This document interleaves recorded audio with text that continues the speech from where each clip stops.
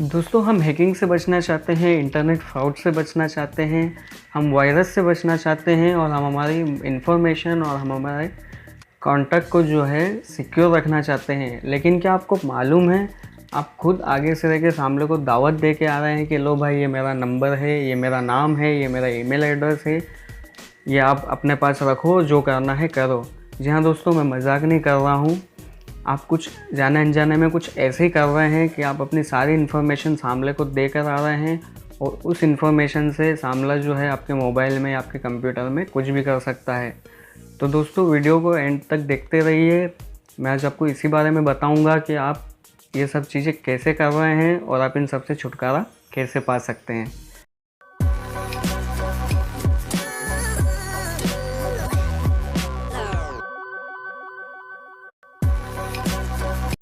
तो दोस्तों, इंटरनेट की दुनिया बहुत बड़ी दुनिया है। उसके ऊपर काफ़ी सारे अच्छे लोग भी हैं तो काफ़ी सारे बुरे लोग भी हैं।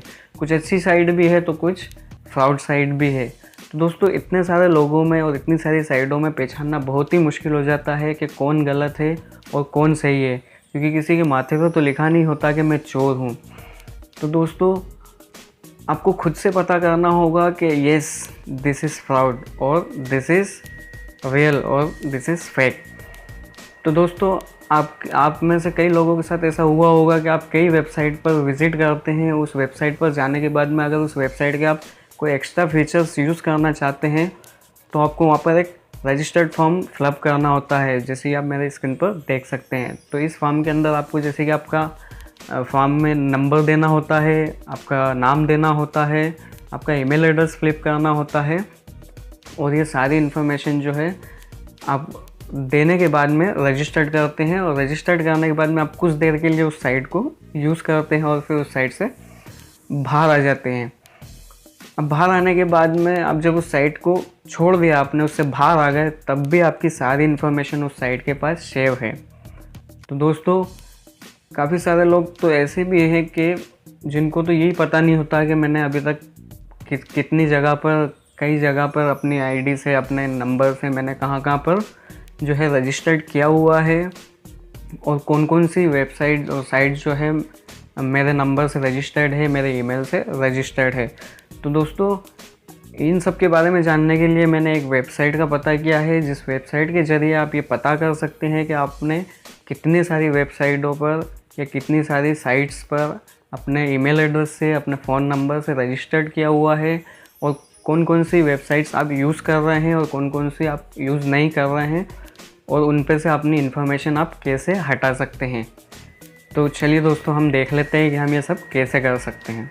दोस्तों, सबसे पहले आपको क्या करना है कि अपने मोबाइल में अपने क्रोम ब्राउज़र को ओपन कर लेना है और ओपन करने के बाद में आपको यहाँ पर सर्च करना है dset.me। तो देखिए, मेरे इसमें से पहले से शो कर रहा है क्योंकि मैंने इसको पहले से सर्च की हुई थी। ये वेबसाइट आपको जो है अपनी डिस्क्रिप्शन में भी दे दूँगा, आप वहाँ से भी जा कर के इस पर विजिट हो सकते हैं। देखिए, जैसे ही आपने dset.me पर विज़िट किया, आपको कुछ इस तरह का इंटरफेस दिखेगा। तो यहाँ पर आपको साइन इन विद गूगल दिख रहा है, तो हमें इसके ऊपर क्लिक कर देना है और इसके ऊपर क्लिक करने के बाद में आपको ये अपना ईमेल एड्रेस शो करेगा। तो आपको, अगर आपके इसमें 2 ईमेल एड्रेस हैं, 3 ईमेल एड्रेस हैं, तो आप उसमें से कोई सा भी एक चूज़ कर सकते हैं जिसकी आपको इन्फॉर्मेशन लेनी है।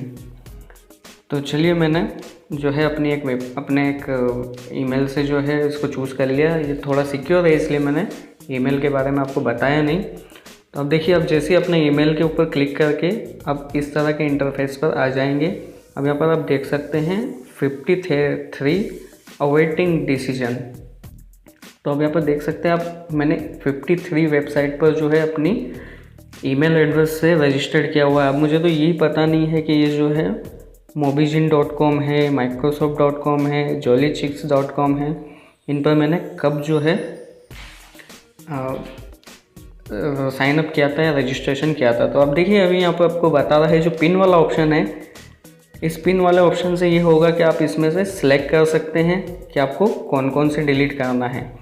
दूसरा जो ऑप्शन आप देख रहे हैं, जो इसके अंदर आपको अटैचमेंट वाला ऑप्शन दिख रहा है, तो इस अटैचमेंट वाले ऑप्शन पे ये है कि आप इनको रखना चाहते हैं। आप यहाँ पर देख सकते हैं कीप लिखा हुआ है और डिलीट लिखा हुआ है।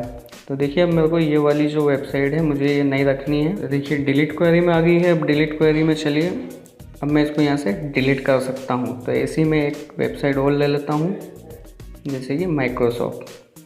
तो ये 2 आ गई। अब मैं इन दोनों को यहाँ से डिलीट कर सकता हूँ, क्योंकि मुझे तो पता ही नहीं मैंने इन दोनों पे कब रजिस्ट्रेशन किया था। तो यहाँ से आप इनको डिलीट कर दीजिए और कंटिन्यू कर दीजिए। देख सकते हैं यहाँ पर ये मेरे को बता रहा है माइक्रोसॉफ्ट डिलीटेड अकाउंट। अब ये मेरे को यहाँ पर ऑप्शन दे रहा है कि मैं इसको अंडू भी कर सकता हूँ। अगर बाय मिस्टेक मेरे से जो है गलत अकाउंट डिलीट हो गया या मेरी गलत इन्फॉर्मेशन मैंने हटा दी है, तो मैं जो है इसके ऊपर इसको वापस से अंडू भी कर सकता हूँ। तो देखिए ये अंडू हो गई है। अब मैं आपको इसको डिलीट करके बताता हूँ। तो देखिए मैं यहाँ से इसको डिलीट कर देता हूँ। देख सकते हैं ये वाली वेबसाइट भी जो है मेरे इसमें डिलीट अकाउंट पर आ गई है।